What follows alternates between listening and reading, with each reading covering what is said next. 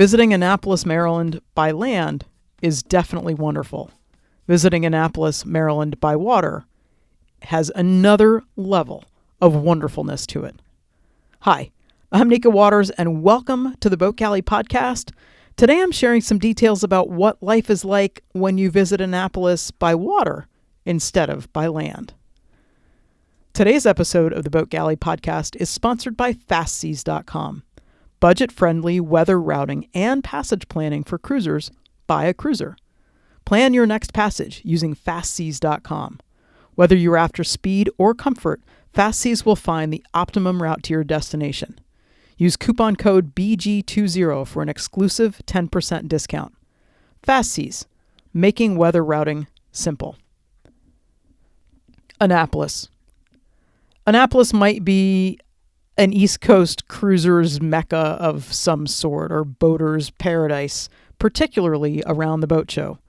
There's the sailboat show, there's the powerboat show, lots and lots of different boats and lots of boat stuff to ogle and look at. And I've been coming to the Annapolis Boat Show for years, by land.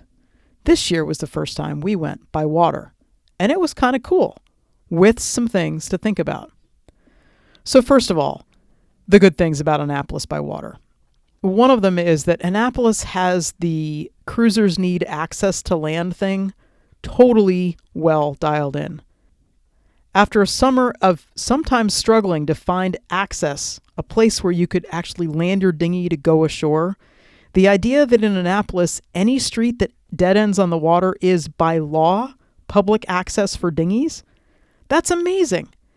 Most of them, not all of them, but many of those places actually have actual docks where you could tie up with relative ease, sometimes with cleats, sometimes with just kind of open spaces where you could loop your painter through.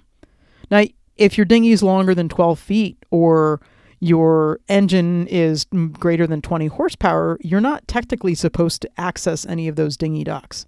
But for most of us, probably a 12-foot long dinghy and a 20 horsepower or less engine, that's not going to be a deal breaker on there. There are supposedly 22 such streets in Annapolis, which made getting around super simple because we could take the dinghy to the closest spot and walk generally not more than a couple of blocks to get to where we were going. That was spectacular. Another thing that Annapolis has going for it is that you can choose between picking up a mooring, probably getting a dock. There are docks there. I didn't investigate any of that. You can also anchor. And picking up a mooring is pretty reasonable, I guess, by mooring standards. $35 a night for the ones in the front 40, so right off of the Naval Academy and closest access to what we consider maybe downtown Annapolis. You can have, for that $35 a night, you have access to the Harbor Master's showers, which is great, but a pump out and a water taxi are not included in that $35 a night. There are also a number of different anchorages to try, each with kind of their own flavor and their own ability to access the main parts of town. Back Creek, which is on the western side of Eastport, is chock full of marinas. There are a couple of city moorings and some anchoring space available, but you may have to tuck yourself way back in there. It's very busy, and also more residential in terms of a boat perspective. My bet is that the vast majority of liveaboards who are in Annapolis live at a marina on Back Creek. And you've got access to yards and facilities back on Back Creek pretty easily. Jabin's is a great big one with tons and tons of services available in the Jabin's property. Another anchorage or mooring option is Spa Creek, which divides Eastport and Annapolis proper. It runs along the Naval Academy and past Ego Alley. There's actually lots of anchoring available both outside in the very unprotected space outside of the Academy, but then you also can go underneath the Spa Creek Bridge and go back into Spa Creek proper. And if you go pretty far back into the creek, even during boat show time, we saw sort of plenty of options and space for anchoring. Spa Creek is lined with residential homes and individual docks and the prime mooring ball territory. And when you hear people talk about the front 40, that's the 40 mooring balls that are right in front of or next to the Naval Academy.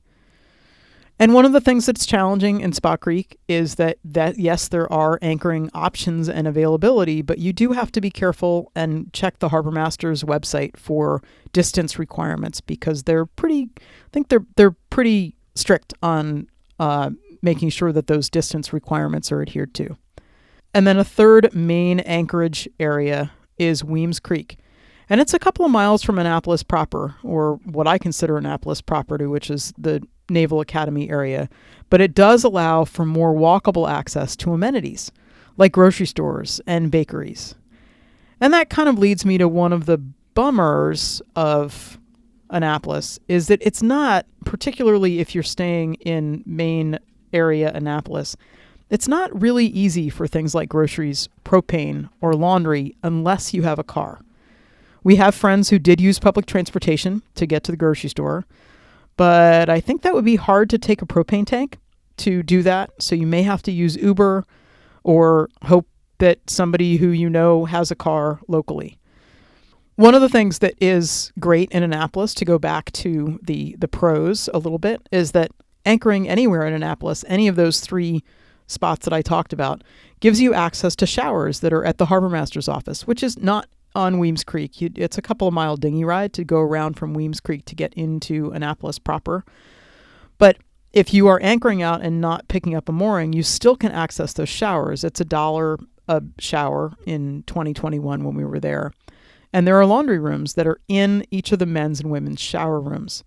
And those were $1.75 to wash and $1.50 to dry. So there was only one washer and one dryer in each of the men's and women's shower rooms. So if you wanted to get 4 loads of laundry done, that would take you an awful long time, because you had to, go back to back, as opposed to just doing 4 in 4 different machines. But at least it's there and you have access to it, and it's not far from the dinghy dock. There's a pump out boat that will come to your boat. $5 a tank, which if you have a 50-gallon tank, that's great. If you have a 5-gallon tank, it's a little bit less great, but that's the way it is. It's $5 a tank to pump out your boat. And as of October 2021, the pump out boat run by the city was operating Thursday through Sunday. You can get water from a tap at the head of Spa Creek. You can get water if Ego Alley is not closed down, which it is for the boat show, but apparently you can get water there, or with a fuel purchase from the Annapolis City Marina, which is in Spa Creek, or at the Port Annapolis Fuel Dock, which is in Back Creek. I would not advise running a water maker in Spa Creek or Back Creek, as the number of boats in there combined with very little water flow in and out, I think would make the water maybe a little more suspect. I wouldn't want to do that. It was a real treat to be in Annapolis by water for the boat show. I love using the dinghy and feet to get around everywhere, and Annapolis makes it just so easy to be able to do that and to explore. There's so much we haven't yet explored, including the Naval Academy, but it's really fun to know that when we go back to Annapolis, we have a little bit of a sense of the place and a little bit of an idea of the lay of the land and what we can do. We're excited to be back. So if you're going to be in Annapolis in the spring, let us know, because we would love to share an anchorage with you. Thank you so much for listening to the Boat Galley podcast. I hope this information has been helpful to you, and that maybe we'll see you out on the water sometime. Have the most spectacular week.